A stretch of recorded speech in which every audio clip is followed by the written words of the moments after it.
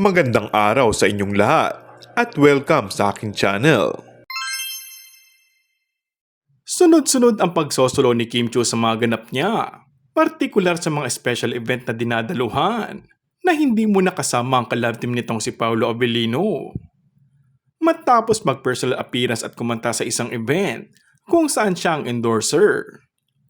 Lalayas muna ng bansa si Kim para sa commitment nito na pagtitipon at selebrasyon sa Australia.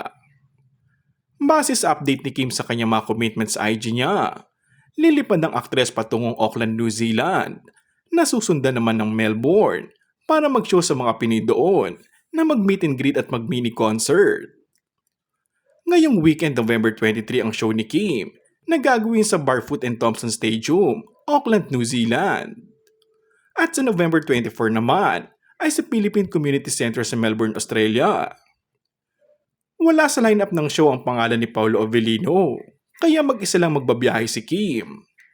Pero sure naman umano ihatid nito ang aktres, or hindi natin sure kung hindi umano talaga kasama ang aktor. Sinusulit muna ng Kim pa ang mga pagkakataon na kanya-kanya muna sila ng racket at ganap bago matali ulit sa isa't isa para naman sa promo ng lalabas nilang movie sa February sa susunod na taon, ang My Love Will Make You Disappear. And that's all for our today's video.